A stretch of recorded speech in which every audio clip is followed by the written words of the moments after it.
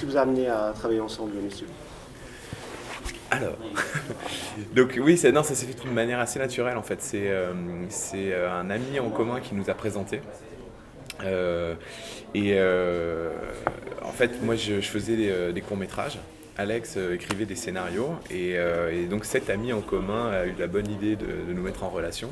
Et en fait, ça s'est fait de manière donc vraiment très simple et très naturelle où on s'est rencontrés, on a parlé de cinéma, on s'est rendu compte qu'on était vraiment sur la même longueur d'onde, qu'on aimait les mêmes choses, qu'on avait des références communes, qu'on avait les mêmes envies.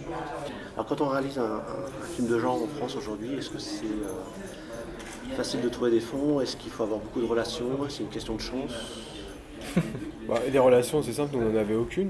Donc on a eu, c'est vrai, assez de chance au début, c'est-à-dire que on avait un très bon agent qui aimait beaucoup ce qu'on faisait, ce qu'on écrivait, enfin qui est toujours notre agent d'ailleurs, et qui nous a proposé une rencontre avec Franck Ribière qui a donc produit notre premier film.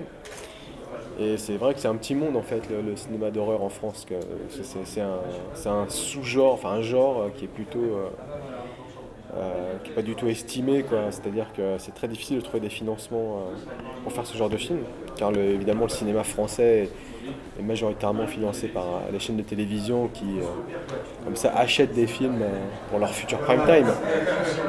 Vu que nous sommes au minimum interdits aux moins de 12 ans, voire aux moins de 16 ans, donc c'est évidemment des films indiffusables aux heures de grande écoute.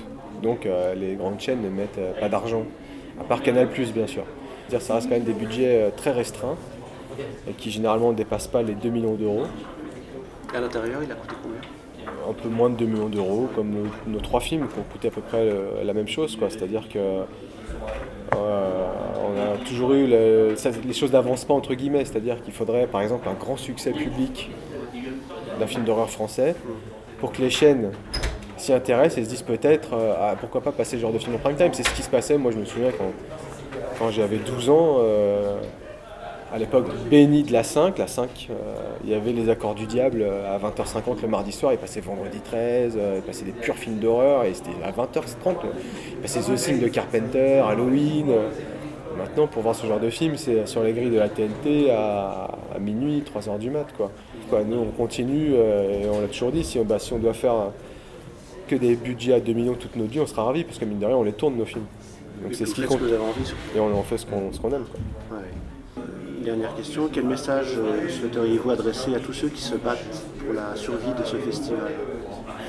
Qui continue, hein. Nous on est des gros fans du festival de Gérard Armé. C'est un festival qu'on y vient depuis 7-8 ans et on a toujours vraiment aimé venir. Et c'est vrai qu'à chaque fois on entend que le festival périclite, on ne sait pas trop est-ce qu'il va en avoir l'année prochaine, pardon. Et heureusement il y en a, à chaque fois il y en a un. Et nous on a eu la chance avec nos 3 films, enfin avec nos 2 films, le 3 n'avait pas sorti, mais d'aller aux 4 coins du monde pour les présenter, mais vraiment dans les endroits les plus insolites et les pays totalement inconnus à nos yeux. Et c'est vrai, et on le pense sincèrement, que Gérard Armé à l'arrivée à nos festivals préférés, quoi. Par exemple, on déteste Cannes, quoi, qui est un festival justement tellement sur le m'as-tu vu, etc.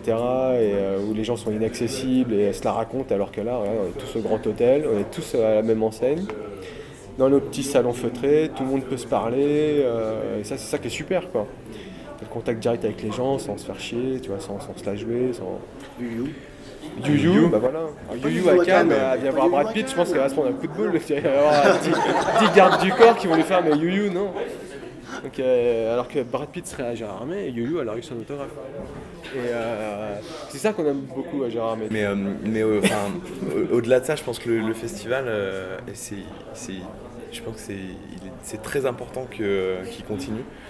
En fait, je pense qu'il y a quand même il y a une espèce de désamour en France du cinéma de genre, du cinéma horrifique, et qui est pas justifié.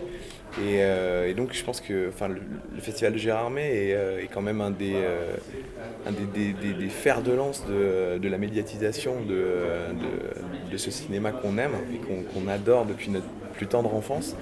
Et donc c'est vraiment, il y a un côté quand même presque de résistance.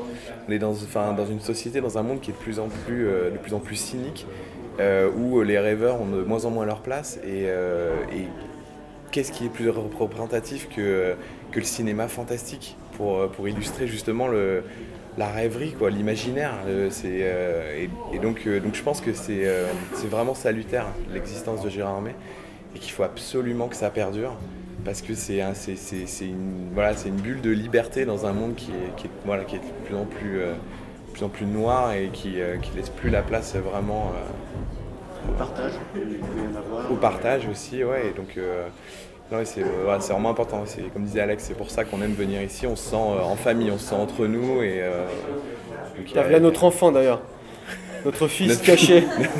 Notre fils illégitime. Un petit mot rapidement, éventuellement, que vous êtes là. On va dire un petit mot éventuellement. Attends, vous êtes là. Oui, non, mais... Félix, viens que je te Il sort contamine. de la là. piscine, là, viens. Le mot du jour, c'est coucou. Hein. Juste un petit coucou. Voilà. Dis bonjour à ton Vous êtes père. là, dis bonjour. Coucou. Bien, mon Félix. T'es à la piscine là? Il est fort. Hein. C'est bien? Voilà. Ouais, c'était très bien. Elle est bonne? Je vous laisse finir. Il y avait- J'en censé. Ouais, à toutes. Oui, j'ai une toute dernière question. Comme on a fait un petit peu connaissance maintenant, vous pouvez me dire maintenant c'est qui le loup-garou et c'est qui le vampire? Je crois que ça se voit au poil, non? Voilà, allez. Et au teint. Et au teint.